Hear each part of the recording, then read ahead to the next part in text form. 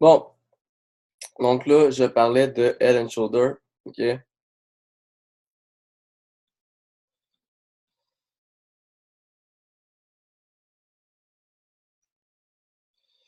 Donc, qu'est-ce que c'est un Head and Shoulder? Bon, je sais que ça a un autre shampoing, là, mais ça a un autre, ça a une vraie raison pourquoi ça s'appelle comme ça. Donc, un Head and Shoulder, ce que c'est ça comme ça ici, OK? Donc, shoulder, head, shoulder, OK? Puis, en dessous ici, il va y avoir ce qu'on appelle la neckline, donc c'est logique. Donc, épaule, tête, épaule, la ligne du cou, bon. Donc, ça, c'est un head and shoulder, OK? Bon, là, la ligne ici, elle croche, absolument, elle est droite. Sinon, un head and shoulder, des fois, il peut être comme en angle, OK? Donc, ça peut être quelque chose comme ça ici, OK?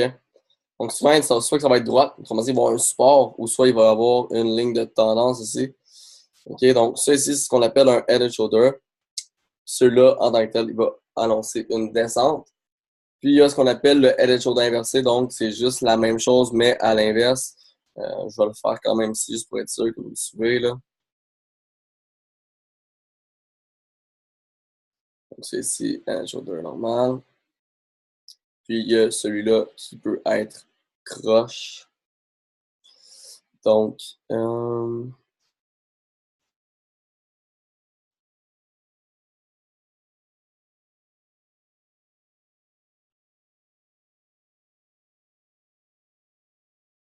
comme ceci. Donc, ça, c'est des head and shoulders. Ça annonce une descente. Ça, ici, ça annonce une montée. OK? Mais là, ce qui se passe, c'est qu'un head and shoulder, comment ça fonctionne, OK? Parce que ici, exemple, qu'on voit la possibilité qu'un head and shoulder se crée. OK? Donc, on peut tout le temps se mettre une quelconque zone, comme ceci. OK? Donc là, je vais peut-être juste mettre une vraie zone là, à la place.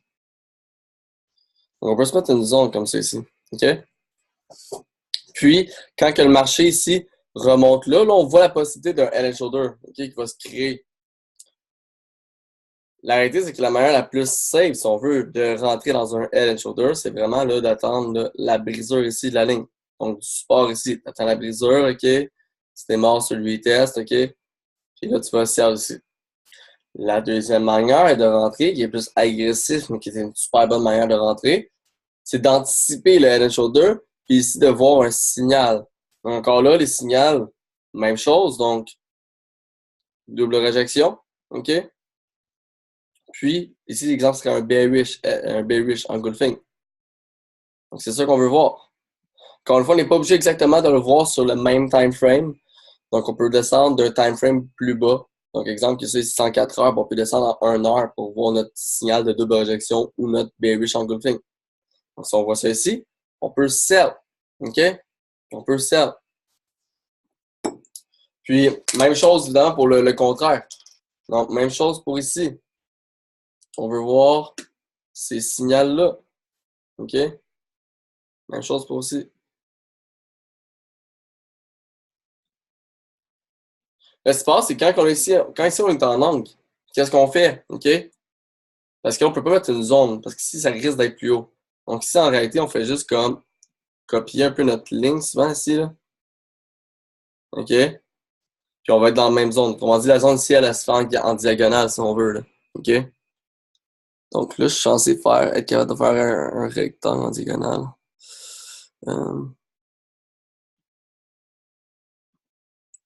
Du moins, j'étais censé.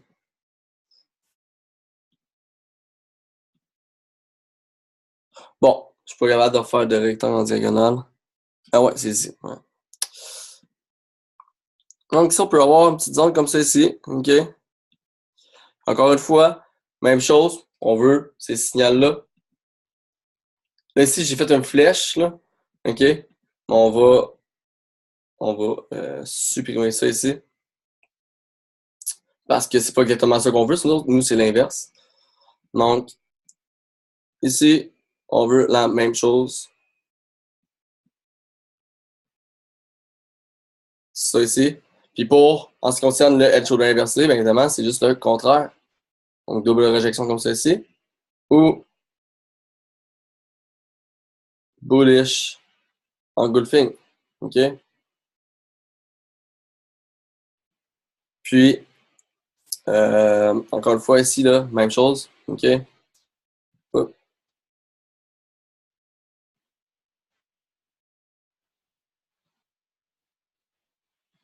Donc, on veut, ici, c'est la même chose, la zone se fait simplement en diagonale, puis on veut une double injection ou un engulfing. OK?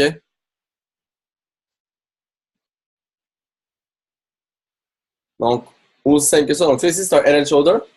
Le concept est la même chose pour le double top, double bottom quand on veut anticiper justement la création d'un double top, double bottom. Puis quand on anticipe, justement, on est capable d'avoir une meilleure entrée. On rentre avant. OK? Puis, c'est pour ça que là, on est capable de vraiment acheter justement buy low, comme on dit. OK? Faut toujours attendre la création du double top, du double bottom ou du head and shoulder. Puis d'attendre que ça brise. C'est super correct. Moi, personnellement, je suis du genre à prendre vraiment les entrées agressives. Quand j'ai agressif, c'est juste dans le sens qu'on anticipe, donc c'est rien d'officiel. Mais on va tout le temps attendre nos signaux. Donc, oui, c'est agressif, mais on attend quand même nos signaux. Donc, le trade reste relativement sécuritaire quand même. OK? Donc, est-ce qu'il y a des gens qui ont des questions pour le head and shoulder?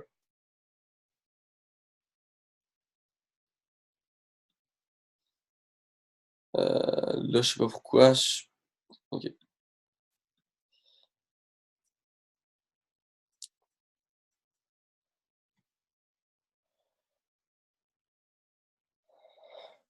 Ouais, donc exemple, on va regarder autour de Bitcoin. Là. On, on va. Bon, on va aller sur un autre plateforme, là, on va aller voir Bitfinex.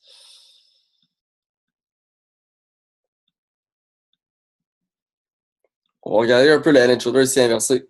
OK?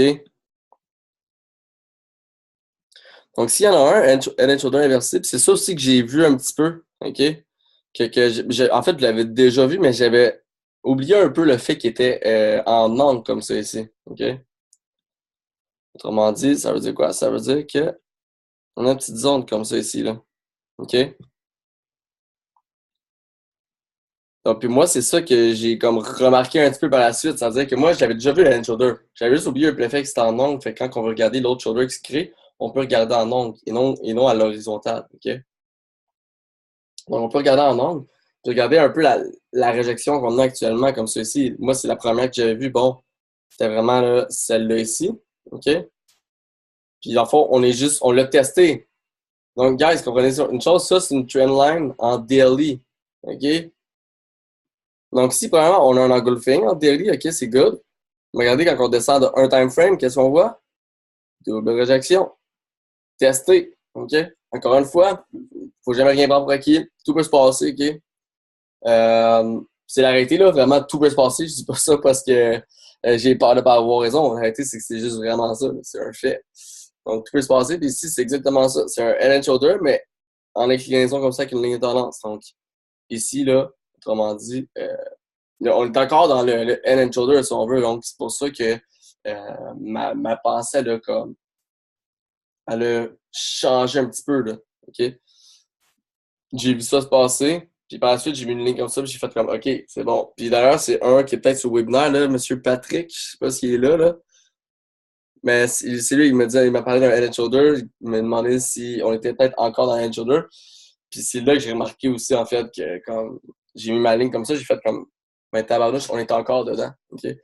Fait une chose à comprendre en pensant, là, un bon trader, là, c'est quelqu'un qui est observateur. OK? Donc, pourquoi est-ce que le trading, c'est difficile? Ben, ça peut être difficile. C'est parce qu'il y a plusieurs choses qu'on peut voir.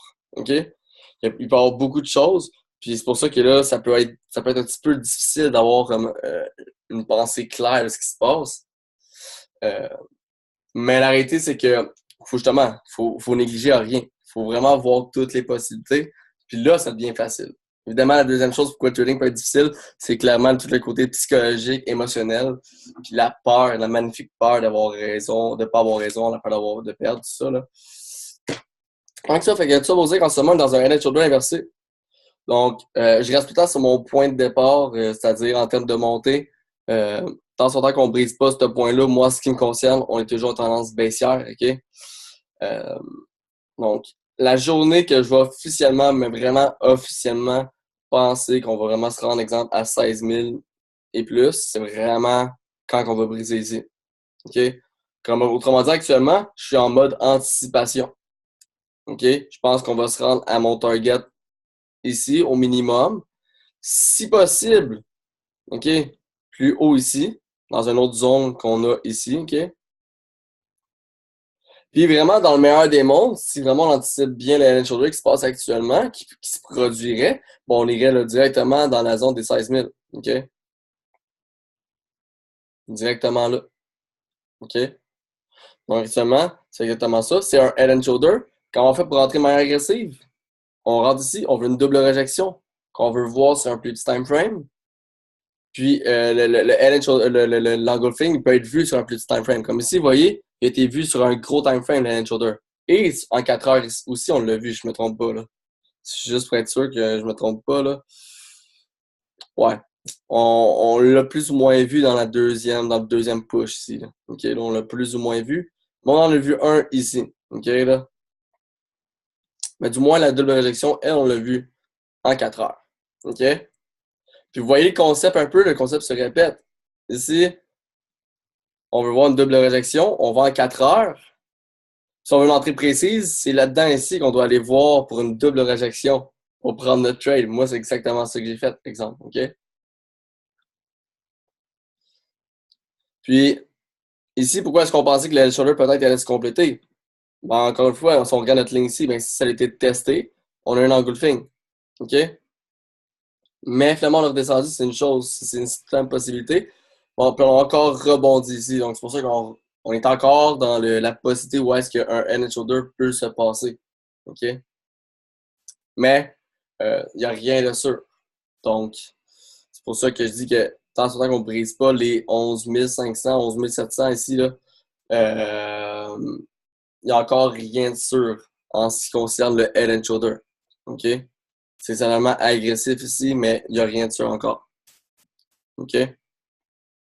Donc là, on peut voir ici, là, OK, on a une zone ici. Donc là, ça risque d'être pas à la même place parce qu'on n'est pas sur le même broker, mais ça risque d'être sensiblement la même chose environ, là. Donc si on regarde un peu en plus du time frame comme ça ici, là.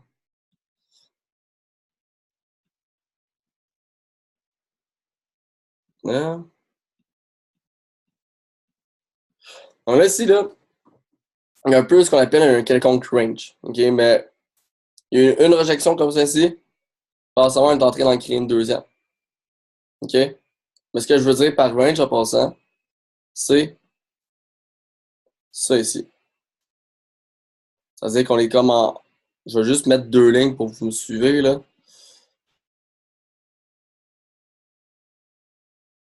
On a quelque chose comme ça ici, là. OK? On a une question, on a un peu comme un range ici qui se passe actuellement. Si on a tenté de le franchir, on a échoué. Donc, actuellement, il y a un certain range. Donc pour eux qui voudraient acheter, vous pouvez toujours acheter actuellement si vous voulez, OK? Ça, il y a pas de stress. Ben, il n'y a pas de stress. Vous avez le droit, du moins. OK? Vous avez le droit. Mais pour ceux qui veulent peut-être un achat un peu plus sécuritaire, OK? Peut-être attendre la brisure de ce range-là ici. OK? Puis d'embarquer ici sur le retest qu'on appelle. OK? Donc, je ne sais pas s'il y a des questions à date pour ça. Donc, s'il y a des questions pour qu'est-ce que j'ai parlé, euh, donc il n'y a pas de questions, tout est bon pour tout le monde?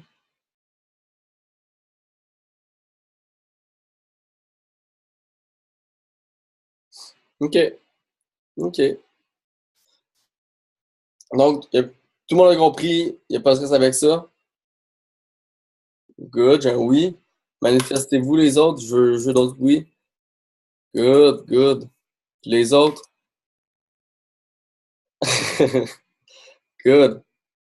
Parce que là, je vous demande ça parce qu'il y en a, il y a quelqu'un, il y a juste une personne qui comprend pas, je vais le répéter, ça me dérange pas. Moi, je veux qu'on finisse le webinaire et que tout le monde comprenne le processus. Mon but à vous, à moi, c'est pas de vous donner du poisson, mais de vous apprendre à pêcher. Ça veut dire quoi? Ça veut dire que vous pouvez prendre vos décisions quand moi, je vous le dis pas de le faire. Puis ça a beaucoup plus de valeur que si je vous donne du poisson.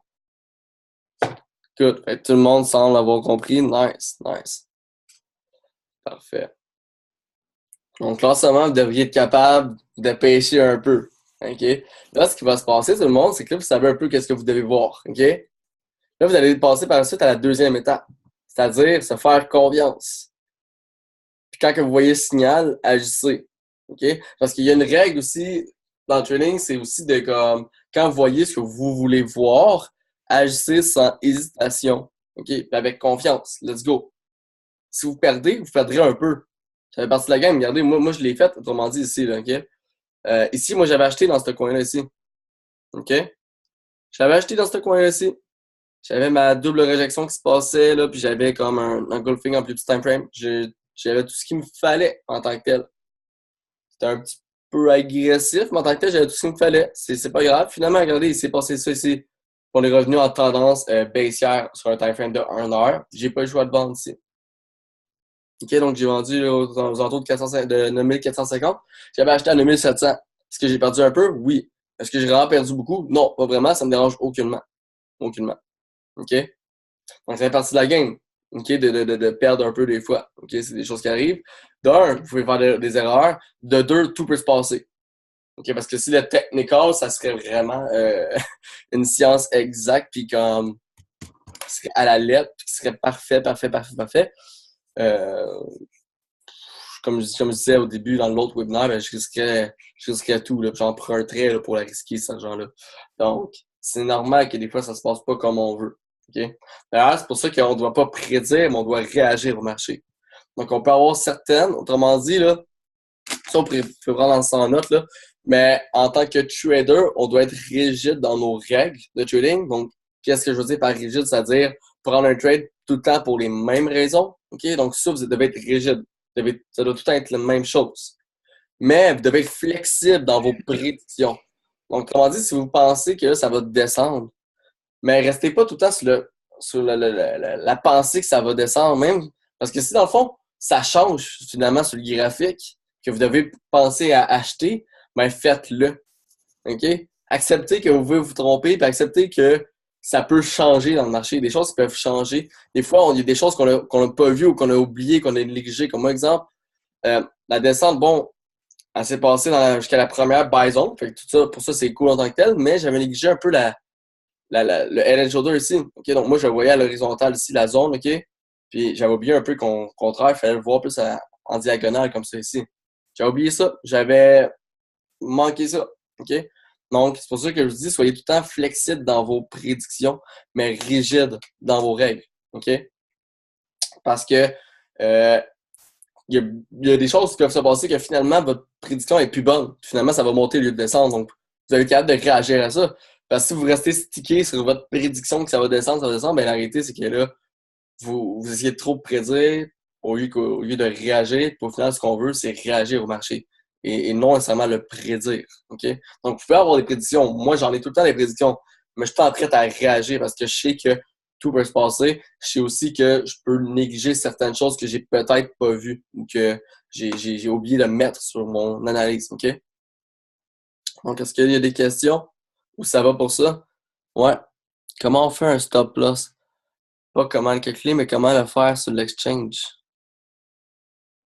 OK, là, c'est sûr que ça dépend, par exemple. Ça dépend parce que là, pour le Bitcoin, dans le fond, Michael Lemlin, mon mec, dans le fond, il y a ce qu'on appelle des stop limits.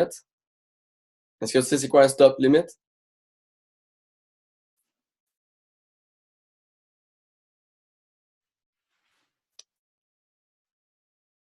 Excuse-moi, j'ai de la misère avec l'apps. Oui, je sais c'est quoi. Good. Ben, c'est ton stop loss en tant que tel, là. OK, c'est bon. Mais là, ce qui se passe, c'est que si ton Bitcoin, tu veux le vendre, tu n'auras pas le choix de le vendre par rapport au USDT. Fait que faut que tu acceptes le risque que là, tu vas être transféré en USDT, là, tu sais. Est-ce que tu me suis? Parce que le Bitcoin, si tu veux le vendre, tu n'as pas le choix exact. Good. C'est bon, parfait. Parce que le Bitcoin, si tu veux le vendre, sur l'exchange en ce moment, tu peux juste le vendre contre du USDT, là, OK, là? Euh, Donc, c'est ça. Good. Ouais, ouais, good. Donc, on me demande ici, si vous n'avez pas lu le commentaire. On va retourner, par exemple, juste sur mon analyse à moi, ou sur l'autre, oups, sur l'autre broker.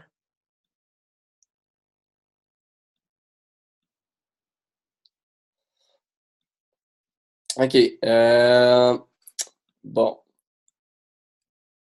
Encore une fois, on va faire un autre petit exemple ici. On va en profiter pour effacer ça. Donc, pourquoi est-ce que je dis que moi, je vais vendre si on revient en dessous de ça? Ben, dans le fond, je vais juste finir d'effacer ça, sinon je ne pourrais pas vous l'expliquer. Donc, c'est parce qu'on a brisé une zone, OK? En ce moment, on est en train de la tester. Donc, la zone bleue qui est ici. Donc, pour moi, si on revient en dessous, ce qui peut se passer, OK, là, c'est que si on revient en dessous, c'est que là, on la brise, on va faire un retest, puis il y a ça ici qui peut redescendre, là, comme ça. On va faire ça ici. Quand je dis jusqu'à là, à la limite, on peut tout le temps revenir, évidemment, jusqu'à là ici, puis remonter, OK? Mais c'est pour ça, c'est à cause que, faut pas oublier nos zones. Cette zone-là ici, autrement dit, là, c'est une zone de résistance support. C'est un support et résistance, OK? Donc, si on revient en dessous, ce qui va se passer, c'est ça. C'est que là, il reste d'avoir ça comme ça ici. Donc, c'est pour ça que moi, il faut qu'on reste au-dessus de ça. Si jamais on revient en dessous, bien, là, ça risque de redescendre comme ça ici. OK? Donc, est-ce que j'ai répondu à ta question? Good. Fait que vous avez moi vraiment un peu remarqué, là, OK? Il y a beaucoup de gens qui se servent des indicateurs. Moi, honnêtement, je dis pas que je m'en sers pas, OK? J'ai des petites moyennes mobiles ici. Je peux me servir du RSI. Moi, honnêtement, c'est pas seulement le RSI que je j'utilise, là, par exemple. Là. Mais si vous n'avez pas plus ou moins remarqué, là, c'est extrêmement rare. En fait, je prends aucune décision basée sur des indicateurs. C'est-à-dire des moyennes mobiles là, ou RSI, whatever. Je prends jamais de décision basée là-dessus. Jamais. Moi, c'est du pure price action. Vraiment des signaux qui vont se passer avec les chandelles. Moi, en tant que tel, je suis plus ce qu'on appelle un naked trader. Okay? Malgré le fait que je mets des lignes, mais en tant que tel, moi, c'est tout le temps par rapport à la structure, puis, puis des signaux, puis des rejections, puis de la structure encore, puis la structure, puis les tendances, la structure, puis la structure encore, puis je lance encore une autre fois, la structure. Fait que moi, je n'utilise pas l'indicateur. Donc, pour ceux qui se demandent quel exemple, je sais pas s'il y en a qui se demandent quel indicateur qui est super bon, whatever, c'est sûr que des moyennes mobiles, c'est bon. RSI, c'est bon. Mais pour prendre vos décisions, vous n'avez jamais vous baser en premier lieu sur des indicateurs. En premier, c'est peut-être des choses que vous voyez sur le graphique. Puis les indicateurs, vous devez voir ça comme un ajout de confirmation. Donc, ça veut juste ajouter une confirmation. Ce que ça veut dire, c'est que votre setup va être juste plus probable. Donc, ici, exemple, vous pensez que ça va monter. Puis que, oh, ici, vous voyez, exemple, ce qu'on appelle une divergence. D'ailleurs, il y en a une ici, OK, là. Ben là, ça va juste être une confirmation de plus, qui va faire en sorte que le setup va être plus probable. Mais ça, vous gardez tout le temps ça en dernier lieu. Là, okay? Fait, autrement dit, vous devez tout le temps avoir vos signaux ici sur le graphique. Puis par la suite, vous pouvez regarder vos indicateurs pour des confirmations additionnelles. OK? Donc, pour ceux qui aiment bien regarder les indicateurs, là, je comprends que ça peut être cool d'utiliser des indicateurs, mais ça peut être très, très, très, très trompeur aussi d'utiliser des indicateurs. Puis des fois, on a trop tendance à utiliser des indicateurs parce que ça va faire, c'est qu'on va rentrer trop tard ou trop tôt. OK? Au final, on veut pas rentrer trop tard, trop tôt, on veut rentrer au bon moment. Puis il faut pas oublier qu'un indicateur se base sur le passé. Donc des fois, pour attendre l'indicateur, c'est justement, on va se retrouver à rentrer soit beaucoup trop tard, ou à l'inverse, trop tôt. Donc, pourquoi juste pas se fier à ce qui se passe sur le graphique, puis se servir de l'indicateur pour une ajout de confirmation, là. Euh, donc, ça, c'est pour les indicateurs. Fait est-ce que tout le monde ici, par exemple, il a compris? Donc, je sais qu'on m'a posé une question, mais en tant que tel, tout le monde a compris ici, c'est-à-dire que si on redescend là, en dessous ici, ben là, si ce mur-là devient de la résistance, on le brise. Donc, logiquement, on va le tester, puis on va redescendre comme ceci. Bon, moi, c'est juste pour ça là, qu'ici, actuellement, là, moi, je reste quand même dans mon achat overall. OK? Puis, il faut pas oublier quoi, en passant, tout le monde, il y a un double top, un double bottom, excusez, qui a été brisé quand même dans tous les cas. Là. non seulement a été brisé, on est revenu ici dans la zone en question, on a été rejeté. OK? Donc, en ce moment, là, disons, actuellement, il n'y a pas de stress, c'est-à-dire qu'on voit ça monter là, actuellement. On voit vraiment ça clairement monter. OK? Pour l'instant. Donc, moi, en ce moment, là, vous savez exactement comment je vois ça. Vous savez un peu les targets. Donc, ça ici. Puis dans le meilleur des mondes, comme je vous dis, le Head and Shoulder va vraiment se confirmer. Puis on va se rendre à 16 000. Ça, c'est dans le meilleur des mondes. Là. OK? Mais pour l'instant, premier target, c'est celui-là ici. Puis, en passant à une autre chose, quand j'identifie plusieurs targets, plusieurs buy zones, plusieurs sell zones, c'est pas pour rien. C'est parce qu'on sait jamais exactement comment ça va se passer. Donc, moi, souvent, j'ai pas seulement tout le temps un target de déterminer, c'est-à-dire j'ai pas de limite ici où est-ce que je vais sortir du trade automatiquement nécessairement. Pas nécessairement. C'est-à-dire que j'aime bien, moi, voir un signal. OK? Donc, honnêtement, moi, je pense qu'il va ici y avoir une rejection comme ceci. Puis si on teste ici, je pense qu'il pourrait y avoir une autre montée. Dans le meilleur des mondes, ici, il me faut pas oublier une chose. Ici, il y a la possibilité d'avoir un double top. Donc, le même processus que tantôt ici. Donc, si c'est passé, on va voir des signaux qui vont se passer ici, si jamais ça a à se passer. OK? Mais dans le meilleur des mondes, moi, comment je vois ça, c'est que je vois ça monter jusqu'à là. On teste, on redescend jusqu'ici. Puis, on va tester ici si possible, puis on va remonter ici jusque dans les 11 000, 11 500. OK? Donc, dans le meilleur des mondes, moi, c'est ce que je verrais. Est-ce que ça va se passer exactement comme ça? Aucune idée.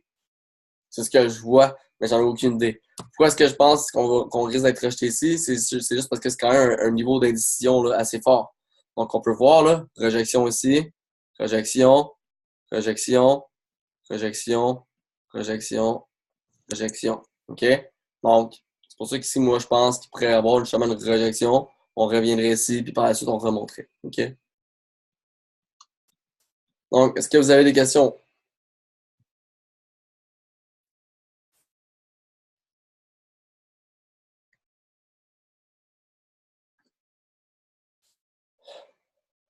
Non, c'est ça. C'est-à-dire que là, comme j'avais dit un peu, moi, j'ai le Head and Shoulder un peu en tête actuellement, où est-ce que j'ai réalisé dans milieu de semaine, début de semaine, que là, dans le fond, il était toujours en action. OK? Donc, là, pour l'instant, je pense quand même à acheter overall. Là. OK? Malgré le fait qu'on n'a pas closé au-dessus de 9 points.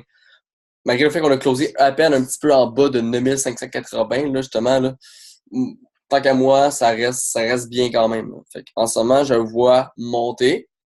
Euh, donc, pour le moment, je le vois monter. Puis si jamais je vois un quelconque signal, ben là, à partir de là, je vais remettre une quelconque analyse en ce qui concerne là, une possible descente. Mais pour l'instant, c'est une montée. OK? Donc, autrement dit, là, si je pense à revenir en descente, c'est parce que là, il y a des choses qui vont se passer par la suite. OK? Des choses qui vont se passer par la suite. Donc, exemple que ici, ça teste. OK? Si, en fait, là, c'est une prédiction tout ça. OK? Donc, on va prendre la possibilité où est-ce que on monte jusqu'ici.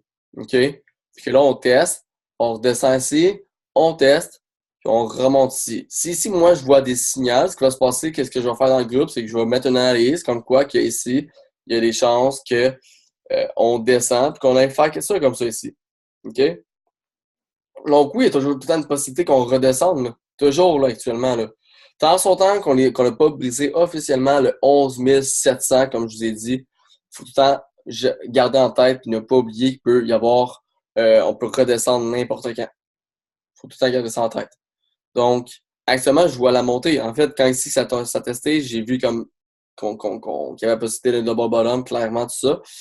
Puis à partir de là, j'ai fait comme OK, ça va monter ici. Mais en fait, c'est pas juste ça. Là. À partir du moment que j'ai vu ça ici, j'ai pris en considération le Head and Shoulder, okay, comme je vous ai parlé tantôt. Mais ensuite d'ici, j'ai vu le double bottom se créer. Euh, Puis mon target, moi, honnêtement, c'est dans ce coin-là. OK? C'est dans ce coin-là, mais je vais voir qu'est-ce qui va se passer dans ce coin-là. OK? Donc, moi, personnellement, mon target, c'est ici. Si on franchit, je risque juste d'être dedans aussi, là. C'est ce qui se passe. OK? Donc, je risque d'être dedans. Mais ça ici, c'est mon target. Parce que moi, je trouve vraiment que c'est un niveau un très gros niveau clé. Donc, je m'attends à une réaction ici. Puis comme je vous ai dit, Puis ça, encore une fois, c'est une belle zone ici qu'on pourrait être rejeté. Donc moi, comment je vois ça, c'est vraiment comme ceci. On se rend là, on va être rejeté, d'après moi, ici aussi, puis on va remonter. C'est là que tout va jouer. OK, au final, si on teste ici, là, je vois clairement un double top se créer, puis là, on redescend jusqu'en bas ici. Donc, jusqu'en bas ici, puis à la limite, peut-être même justement plus bas, puis mon target initial, là, OK, aux alentours de 6500. OK? Donc, est-ce que ça va pour ça?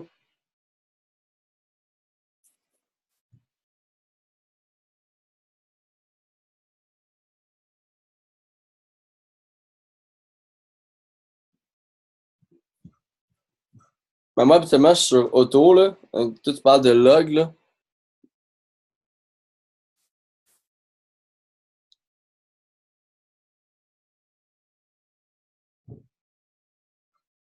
Donc, moi, je pense que je suis sur linéaire, là, je pense. Je suis sur du moins automatique, là, habituellement, là. Comme en ce moment, par exemple, moi, j'ai juste rien, là. Fait que je suis probablement linéaire. Euh,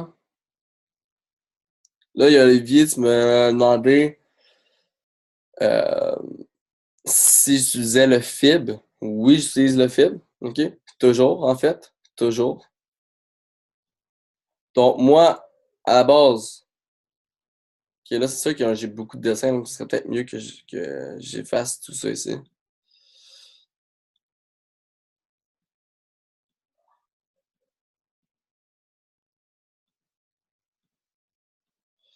Donc, à la base, oui, j'utilise le fib. Clairement, en fait, ça c'est non négociable. Tout le temps, tout le temps, tout le temps. Là, tantôt, je l'avais ôté, je l'avais supprimé. Moi, overall, moi, j'ai mon fib ici actuellement comme ceci. Euh, Pourquoi est-ce qu'il est placé comme ça? C'est que là, on s'attend toujours à un head and shoulder au final. Donc, on s'attend vraiment là, à un head and shoulder. OK? Donc, si le head and shoulder se passe, logiquement, ça veut dire que ça ici, c'est une correction. Donc, oui, j'utilise le fib. Actuellement, il est placé comme ça sur l'analyse en ce moment. Donc, on peut voir d'ailleurs ici qu'on a testé magnifiquement là, le 50% ici. OK? On l'a très bien testé. Encore une fois, avec là, si on peut voir le beau engulfing pattern en daily time frame. Donc, oui, j'utilise le fib, puis toujours, puis ça s'utilise sur tous les time frames. Euh, donc c'est ça. Euh, En ce moment, quelqu'un qui voudrait l'utiliser, là, en ce moment, là, c'est comme ceci qui doit être placé.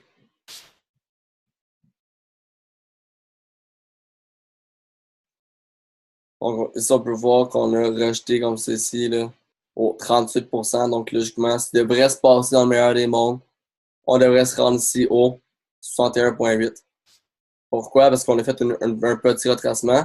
Si on fait une petite correction, on va aller chercher un gros niveau d'extension ici, qu'on appelle. Donc, le 61,8 serait un target à envisager.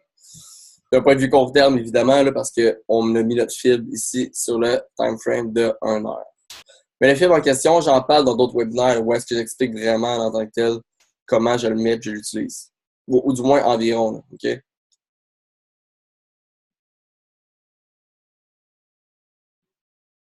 En fait, dans le dernier webinaire, j'explique exactement environ comment je l'utilise. Je n'explique pas tout par rapport à ça, mais du moins, overall, je dis les bases quand même. Donc, si vous voulez savoir vraiment comment le fil fonctionne, allez juste regarder les derniers les webinaires numéro 9, si je ne me trompe pas. Puis vous allez tout savoir par rapport à ça. Donc, est-ce qu'il y a d'autres questions? Il me reste 5 minutes. Donc, si vous avez des questions, c'est le temps.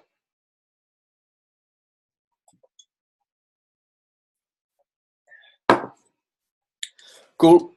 S'il n'y a aucune question, ou je peux toujours regarder un graphique pour vous si vous voulez. Sinon, mon overall, ça va être ça. Ça va être tout pour moi ce soir pour ces webinaires-là. Donc, s'il n'y a pas de questions, on va finir ça. Good. Ouais, parfait. Donc, on va finir ça tout de suite d'abord. Puis, fait que j'espère que là, vous comprenez exactement. Premièrement, tout ce qui est testé. Donc, quand j'en dis des buy zones, tout ça, testé. J'espère que vous avez vraiment bien compris. Autre chose, n'oubliez pas les double top, les head and shoulder, double bottom, tout ça. Le concept de rentrer de prendre une entrée agressive. Donc, n'oubliez pas ça. Donc, regardez tout le temps à gauche, autrement dit. Parce s'il y a un point de structure à gauche, il y a tout le temps la création d'un double top ou d'un double bottom. OK, donc, vous prenez des notes, puis pratiquez ça. Donc, ça va être tout pour moi ce soir. J'espère que vous avez apprécié. Euh, J'espère que vous avez apprécié les webinaires. Sur ce, je vous souhaite une bonne soirée.